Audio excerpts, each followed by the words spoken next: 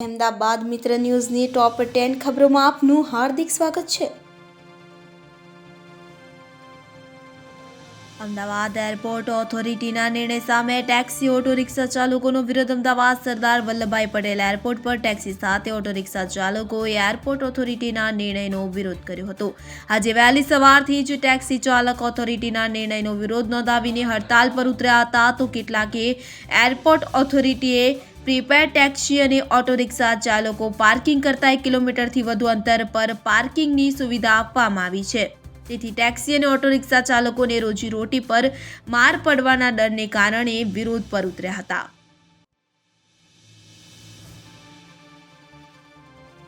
આઈપીએલના ઇતિહાસમાં Mitchell stark સૌથી મોંઘો ખેલાડી। ઇન્ડિયન પ્રીમિયર લીગની 17મી સિઝનનું ઓક્શન દુબઈમાં શરૂ થયું તો ઓસ્ટ્રેલિયાનો મિચેલ સ્ટાર્ક આઈપીએલ ઇતિહાસનો સૌથી મોંઘો ખેલાડી બન્યો છે। તેને કોલકાતા નાઇટ રાઇડર્સે 24.75 કરોડ રૂપિયામાં ખરીદ્યો હતો। ગુજરાતે પણ તેના માટે અંત સુધી બોલી લગાવી હતી।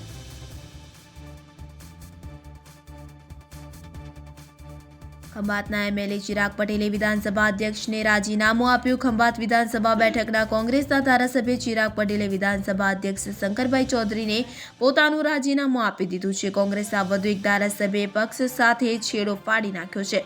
આ ઉપરાંત અન્ય ધારાસભ્યોની પણ કોંગ્રેસમાંથી વિકેટ પડવાના એંધાણ સેવાઈ રહ્યા છે। તો લોકસભા ચૂંટણી પહેલા કોંગ્રેસ અને આમ આદમી પાર્ટીને મોટો ઝટકા લાગી રહ્યા છે। ચૂંટણી સુધીમાં એક કરતાં વધુ ધારાસભ્યો રાજીનામા આપી શકે છે, તો કોંગ્રેસના ધારાસભ્યોનું સંખ્યાબળ મોટા પ્રમાણમાં ઘટવાની સંભાવના રાજકીય ક્ષેત્રે વ્યક્ત કરવામાં આવી રહી છે।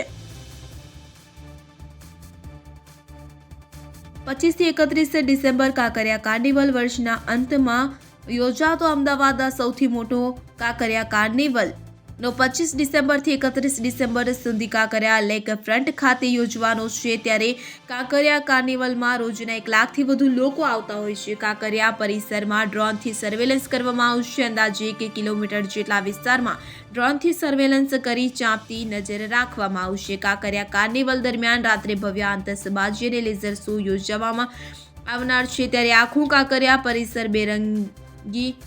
રંગબેરંગી લાઇટથી શણગારવામાં આવશે। વિવિધ અવનવી પ્રકારની થીમો ઉપર લાઇટિંગ કરવાનું આયોજન મ્યુનિસિપલ કોર્પોરેશન તંત્ર દ્વારા કરવામાં આવ્યું।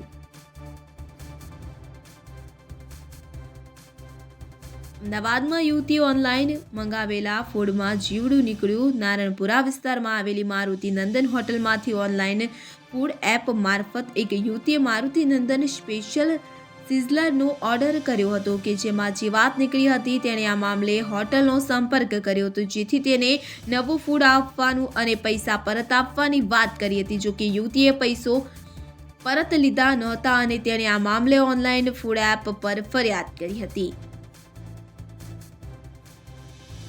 આગામી 24 કલાકમાં કચ્છ સૌરાષ્ટ્રમાં સામાન્ય વરસાદની શક્યતા। ગુજરાતમાં ભર શિયાળે માવઠાની આગાહી હવામાન વિભાગે કરી છે। આગામી 5 દિવસ દરમિયાન રાજ્યમાં વાતાવરણ સૂકું રહેશે, પરંતુ કેટલાક ભાગોમાં હળવાથી સામાન્ય વરસાદની આગાહી કરવામાં આવી છે। તે ઉપરાંત કેટલાક ભાગોમાં વાદળછાયું વાતાવરણ પણ રહી શકે છે।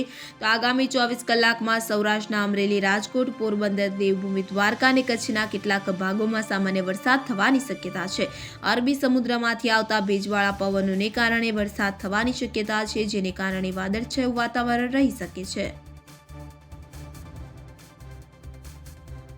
અમદાવાદમાં સ્પોર્ટ્સ બાઇક ચોરતા 3ની ધરપકડ। અમદાવાદ ક્રાઇમ બ્રાન્ચે સ્પોર્ટ્સ બાઇકની ચોરી કરતા 3 યુવકોની ધરપકડ કરી છે। આરોપીનું ચોરી પાછળનું કારણ પણ ખૂબ જ નવાઈ લાગે તેવું છે। તો આરોપીઓ યુવતીઓને પ્રભાવિત કરવા માટે રીલ્સ બનાવવા ચોરી કરતા હોવાનું સામે આવ્યું છે। આ કારણ જાણી થોડીવાર તો પોલીસ પણ અચંબામાં પડી ગઈ હતી। જો કે હાલ તો વધુ કોઈ વ્યક્તિની સંડોવણી છે કે કેમ તે દિશામાં તપાસ હાથ ધરી છે।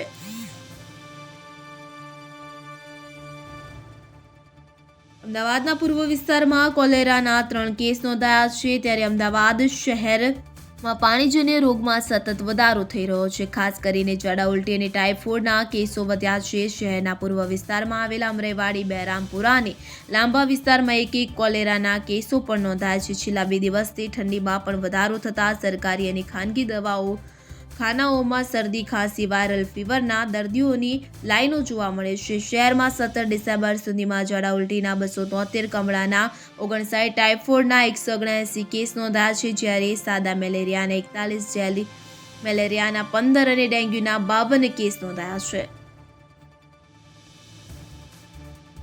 ગોમતીપુરમાં ટ્રાફિક નિવારવા લાલ મિલ 4 રસ્તાની વચ્ચે સર્કલ બનાવવા માંગ. ગોમતીપુરમાં ભગતસિંહ હોલ પાસેનું સર્કલ છેલ્લા કેટલાય વર્ષથી જર્જરિત બની ગયું છે, એટલે તાકીદે તેનું સમારકામ કરવાની માંગ ઉઠી છે. જ્યારે લાલ મિલ 4 રસ્તા પાસેના ટ્રાફિકની સમસ્યાના પગલે 4 રસ્તાની વચ્ચે જ સર્કલ બનાવવા મ્યુનિસિપલ કમિશનરને રજૂઆત કરાઈ છે.